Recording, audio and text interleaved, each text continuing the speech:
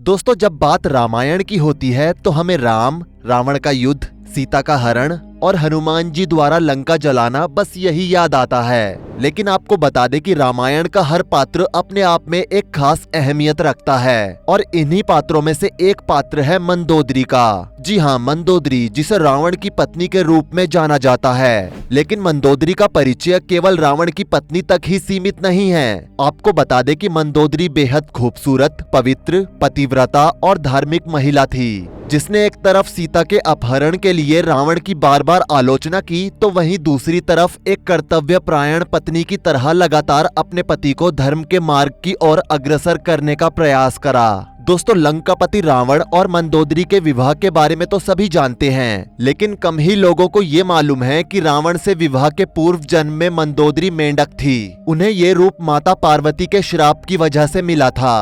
पौराणिक कथा के अनुसार एक बार मधुरा नाम की अप्सरा घूमते हुए कैलाश पर्वत पर पहुंच गई। वहां उन्होंने भगवान शिव को तपस्या में लीन देखा और उन पर मोहित हो गई। इस वजह से मधुरा भगवान भोले को आकर्षित करने का प्रयत्न करने लगी। इसी दौरान वहां पर माता पार्वती आ गई और उन्हें मधुरा पर क्रोध आ गया। क्रोध के आवेश में उन्होंने मधुरा को 12 साल तक मेंढक बनकर कुएं में रहने का श्राप दिया। मधुरा ने पार्वती जी से बहुत कहा कि वो श्राप को वापस ले लें, अब वो ऐसा काम कभी भी नहीं करेंगी। लेकिन पार्वती जी ने एक नहीं सुनी। मधुरा रोकर शिव जी को पुकारने लगी और शिव जी से कहने लगी कि महादेव, मैंने जो किया है उसके लिए मैं आपसे क्षमा मांगती हूँ। मैं आज के बाद कभी ऐसा नहीं करूंगी, मुझे माफ कर दीजिए। शिव जी को उस पर दया आ गई और उन्होंने पार्वती जी से कहा कि इसे माफ कर दो, इसमें इसका कोई दोष नहीं है। पार्वती जी कहने लगी कि मैं श्राप दे चुकी हूँ, अब इस श्राप को मैं चाहकर भी वापस नहीं ले सकती। शिव जी के कहने के बाद पार्वती जी को भी उस पर दया आ गई और पार्वती जी ने मधुरा से कहा कि मैं इस श्राप को वापस तो नहीं ले सकती, लेकिन मैं तुम्हें एक चीज बता सकती हूँ जिससे तुम्हें इस श्राप से जल्द छुटकारा मिल जाएगा।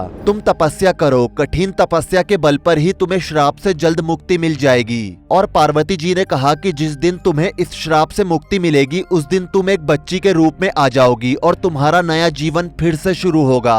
माँ पार्वती द्वारा दिखाए गए मार्ग के बाद मधुरा ने लंबे समय तक कठोर तप किया। इस दौरान असुरों के देवता मायासुर और उनकी अप्सरा पत्नी हेमा भी पुत्री प्राप्ति के लिए तपस्या कर रहे थे। उधर अपने कठोर तप की वजह से मधुरा माँ पार्वती के श्राप से मुक्त हो जाती है और कुएं से बाहर निकलने के लिए आवाज देती है। उसी समय मायासुर अपनी पत्नी के साथ उस कुएं के पास से गुजरते हैं तो उन्हें कुएं से एक आवाज सुनाई देती है। मायासुर जब कुएं के पास जाते हैं तो उनकी आंखें फटी की फटी रह जाती हैं और मायासुर कुएं से उस लड़की को निकालते हैं। मायासुर और उनकी पत्नी हेमा मधुरा को बेटी के रूप में गोद ले लेते हैं और अपने महल ले जाते हैं। महल में आकर वो एक भव्य समारोह का आयोजन करते हैं, जिसके चलते काफी बड़ी दावत होती है और ब्राह्मणों को बुलाकर बेटी के नाम समारोह का आयोजन भी होता है। बेटी का नाम मंदोदरी रखा जाता है। जो पंडित नाम समारोह के लिए आए थे, जब वो मंदोदरी की कुंडली को देखते हैं तो उन्हें बहुत आश्चर्य होता है और पंडित मायासुर को बताते हैं कि आपकी बेटी कोई साधारण लड़की नहीं है, इस लड़की के ऊपर साक्षात भगवान शिव का हाथ है। बड़े होकर ये लड़की पूरे ब्रह्मांड की सबसे सुंदर कन्या होगी और जितनी सुंदर ये कन्या होगी उससे कहीं ज्यादा सुंदर इसके विचार होंगे।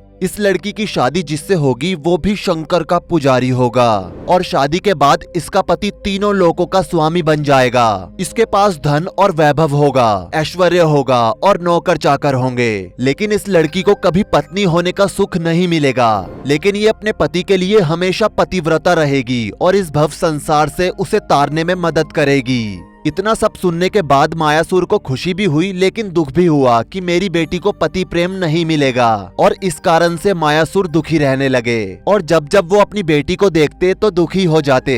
मंदोदरी बड़ी हो रही थी, उसका ध्यान पूजा पाठ में बहुत लगता था। वो सुबह उठकर सुबह की क्रियाओं से निर्वित होकर बाग जाती थी और फूल चुनती थी। फिर उसके बाद महल आकर उन फूलों की माला बनाती और भगवान शिव को अर्पण करती थी। उसके बाद मंदोदरी को धर्म का ज्ञान देने के लिए कुछ बड़े महंत और पंडित आते थे, जो कि उसे धर्म, वेदों और अर्थशास्त्र का ज्ञान देते थे। बहुत ही कम उम्र में मंदोदरी को वो सब पता चल गया जिसे जानने में लोगों की पूरी उम्र लग जाती है। दोस्तों, ये बात भगवान को तो पता थी कि मंदोदरी का जन्म नहीं हुआ है, इसलिए देवतागण ने पंचकन्या पूजन का समारोह गठित किया। आपको बता दें कि पंचकन्या पूजन में ऐसी 5 कन्याएं पूजी जानी थी जिनका जन्म नहीं हुआ है, जो कि किसी न किसी श्राप के कारण धरती पर दुख भोगने वाली हैं। क्योंकि ये कन्याएं साधारण कन्याएं नहीं थी, इसलिए इन 5 कन्याओं में ऋषि गौतम की पत्नी अहिल्या, पांडवों की पत्नी द्रौपदी, वानरराज बाली की पत्नी तारा, राजा पांडु की पत्नी कुंती और रावण की पत्नी मंदोदरी को शामिल किया गया था। इन 5 कन्याओं को इतिहास की सबसे बड़ी सती माना जाता है। एक बार मायासुर उपवन में अपने परिवार के साथ घूम रहे थे, तभी उस जगह से रावण का निकलना हुआ। रावण की नजर मंदोदरी पर पड़ी और उसी समय रावण मंदोदरी पर मोहित हो गया और मायासुर के पास जाकर कहने लगा कि मुझे तुम्हारी बेटी पसंद है और मैं उससे शादी करना चाहता हूँ। मायासुर को पहले तो लगा कि वो एक बाप होकर आखिर कैसे बिना जाने अपनी लड़की की शादी किसी से करा देगा, लेकिन फिर मायासुर को पंडित की बात याद आ गई। काफी सोचने के बाद मायासुर ने अपनी बेटी मंदोदरी की शादी रावण से कर दी। जब रावण ने मंदोदरी से शादी की थी तो वो वास्तव में कुछ नहीं था। कहावतें कहती हैं कि मंदोदरी से शादी से पहले रावण एक यज्ञ कराने वाला पुरोहित था। रावण की जीविका उसी से चलती थी। बता दे, जिस दिन रावण ने मंदोदरी से शादी की उसी दिन से रावण की विलासता भरी जिंदगी का शुभारंभ हुआ। रावण से शादी के बाद मंदोदरी रावण के घर पर रहने लगी। शादी के तुरंत बाद ही उसे शिवजी के गृह प्रवेश की पूजा कराने जाना था। दोस्तों, आपको बता दें कि ये वही घर था जिसे बाद में रावण की सोने की लंका कहा गया। असल में इस लंका का निर्माण भगवान शिव ने कराया था, लेकिन जब शिवजी ने रावण से अपने सोने के घर के लिए गृह प्रवेश की पूजा कराई तो बाद में रावण ने शिवजी से दक्षिणा में वो घर ही मांग लिया और शिवजी ठहरे दानी। शिवजी ने रावण को वो घर दे दिया। रावण ने उसे नाम दिया लंका और तुरंत मंदोदरी के साथ वहाँ रहने लगा। मंदोदरी ने रावण के जीवन में जब से कदम रखा था तब से रावण की जिंदगी बदल गई थी। वो इतना बलशाली हो चुका था कि अब तो वो देवताओं को भी युद्ध के लिए ललकारने लगा था। तीनों लोगों को उसने जीत लिया था। कुबेर भगवान से लेकर शनि देव तक सबके सब उसके दास थे। 9 ग्रह उसके कहने पर चलने लगे थे। वो अपनी ताकत, सत्ता और विलासता में इतना ज्यादा घमंडी हो चुका था कि अपनी पत्नी की इज्जत करना छोड़ चुका था। आपको बता दे कि मंदोदरी कोई साधारण महिला नहीं थी। उसके पास भी कई शक्तियां थी। मंदोदरी भविष्य को देख सकती थी। मंदोदरी को पता था कि उसका पति एक दिन मर जाएगा और वो विधवा हो जाएगी, लेकिन कौन पत्नी चाहेगी कि उसका पति मरे, इसलिए मंदोदरी रावण को समझाती थी। लेकिन रावण अपने घमंड में चूर था। जिस दिन रावण ने सीता का हरण किया था उस दिन सबसे ज्यादा परेशान मंदोदरी ही थी, क्योंकि उसे पता था कि आज से रावण की उल्टी गिनती शुरू हो चुकी है। सीता जी को लंका लाने के बाद जब सीता जी को अशोक वाटिका में रखा गया तो रात्रि के समय मंदोदरी सीता जी से मिलने गई और वहां पहुंचकर सबसे पहले सीता जी को प्रणाम किया।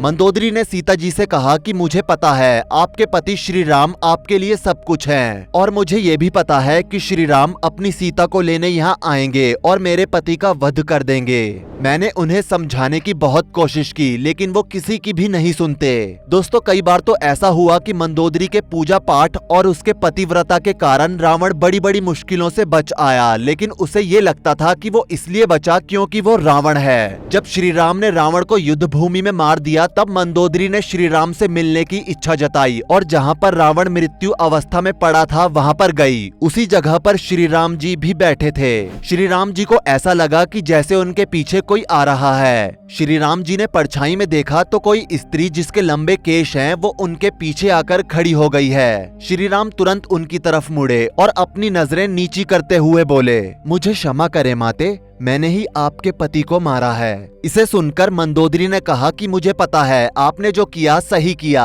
आप स्वयं नारायण के अवतार हैं। हालांकि इसके बाद श्री राम ने विभीषण का राज तिलक किया और मंदोदरी को समझाया कि वो विभीषण से शादी कर लें, जिसके बाद मंदोदरी ने विभीषण से शादी कर ली। तो दोस्तों, ये है विश्व की सबसे सुंदर रानी मंदोदरी की कहानी। आपको कैसी लगी नीचे कमेंट सेक्शन में जरूर बताएं। वीडियो को लाइक करें, शेयर करें और ऐसी ही और वीडियोस के लिए इस चैनल को सब्सक्राइब करके साथ में बेल नोटिफिकेशन को भी ऑल पर सेट कर लें। धन्यवाद।